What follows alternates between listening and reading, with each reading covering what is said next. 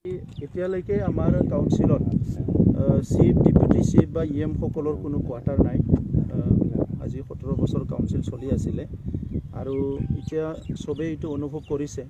ইয়াৰ কাৰণে কনষ্ট্ৰাকশ্যনৰ টকাও আছে, কিন্তু আজি আমি চাই পেলাই যেটো দেখিলোঁ মানে কোনো এটা কোৱাৰ্টাৰ মানে ভাল এটা ইয়াত বেডৰুম নাই, বেডৰুম কৰিব পৰা এটা ৰুম নাই, গেছ ৰিচিপশ্যন কৰিব পৰা ৰুম নাই।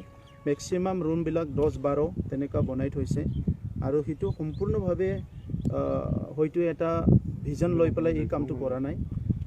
যোৱা চৰকাৰখনে কোনোবা এজন হয়তো কন্ট্ৰেক্টৰক এইটো এৰি দিছে যে যেনে ইচ্ছা তেনেকুৱা কৰক আৰু সেনেকুৱাই কৰিছে আৰু ল' কোৱালিটি এইটো ফিনিচিঙে হোৱা নাই। আপোনালোকে দেখিবলৈ পাব ইতিমধ্যে খহি পৰিছে। বহুত জাগাত দৰ্জাবিলাক আপোনালোকে চাওক যায়, দৰ্জা ফ্ৰেম তাত লগাই থৈ দিছে, এইটো মানে আধা লাগি থকা নাই তলত।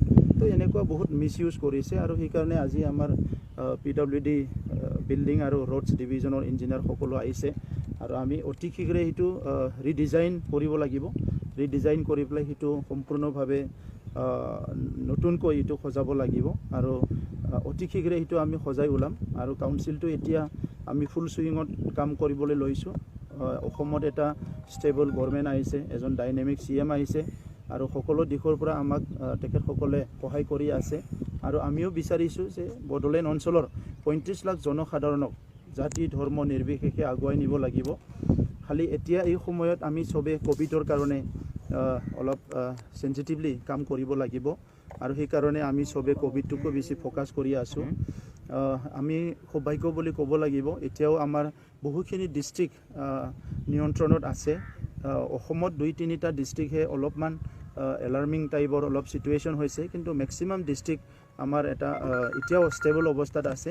তো সেইকাৰণে আমি কণ্টিনিউলি সবে লাগিব অকল চৰকাৰ নহয়, আমাৰ যিবিলাক ছ'চিয়েল অৰ্গেনাইজেশ্যন NGOs বিভিন্ন সেকশন আমাৰ হেল্থ ওয়াৰ্কাৰ সকলৰ লগতে বিভিন্ন সেকশনৰ ৰাইজে এতিয়া সবে কোভিডটো ফোকাস কৰাটো ভাল আৰু সেইটো প্ৰিভেনশন ইজ বেটাৰ দেন কিউৰ।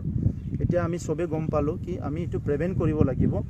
এতিয়া যেটো চলি আছে ভ্যাকচিনাইজেশন চলি আছে, সেইটো যেনেকৈ ভ্যাকচিন আহি পায় সবে ভ্যাকচিনটো ল'ব লাগে। 1-2 নম্বৰ আমি সজাগ হ'ব লাগে।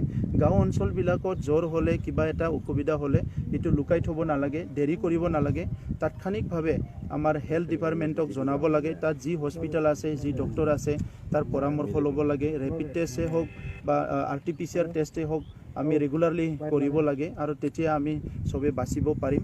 গতিকে মই আশা কৰিছোঁ আমাৰ বড়োলেণ্ড অঞ্চলৰ 4টা ডিষ্ট্ৰিক্টত আমি খুব সেফলি থাকিব পাৰিম। মই অসমৰ মুখ্যমন্ত্ৰী ডাঙৰীয়াক ধন্যবাদ জনাইছোঁ। প্ৰথমবাৰৰ কাৰণে আমাক 4জনকৈ IAS অফিচাৰ ডিপুটি কমিশনাৰ হিচাপে দিছে, কিছুমান IPS অফিচাৰ সকলক আমাৰ ডিষ্ট্ৰিক্টবিলাকক দিছে আৰু অতি শীঘ্ৰে আমাৰ যেটো সেক্ৰেটাৰিয়েটত ষ্টাফ লাগে এই ষ্টাফখিনি সম্পূৰ্ণভাৱে দিয়াৰ কাৰণে তেখেতে প্ৰতিশ্ৰুতি দিছে। সেইকাৰণে অসমৰ মুখ্যমন্ত্ৰী ডাঙৰীয়াক মই ধন্যবাদ জনাইছোঁ আৰু আমি সকলোৱে তেখেতক সহযোগ কৰিম আৰু আমাৰ কাউন্সিলতো আমি তেখেতসকলৰ গাইডেন্সত মানে স্পিডিলি আমাৰ ডেভেলপমেন্টটো কৰাৰ কাৰণে আমি আগুৱাই যাম। আপোনালোকক কেবিনেট মৰ্যাদা দিয়া হয় অসমত কাউন্সিলত?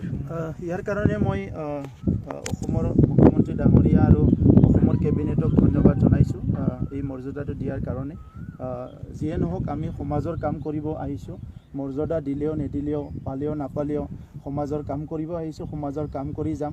কিন্তু এইটো যেটো এটা আমাৰ প্ৰতি যেটো এটা মৰম দিলে ইয়াৰ কাৰণে মই ধন্যবাদ জনাইছোঁ। সেইটো আমি যেটো গম পালোঁ যোৱা নিশা যেতিয়া ঘটনাটো হৈছে, মই SPৰ লগত কথা পাতিছোঁ আৰু আমি খবৰ লৈছোঁ আৰু সেইটো কোনো ব্যক্তিগত কথা আৰু সেইটো কোনোবা এটা পাৰ্সোনেল এটা কেছ হয় বুলি আমি যোৱাকালি গম পাইছোঁ এই মাৰ্ডাৰটো। তো ইয়াৰ কাৰণে আমি বেছি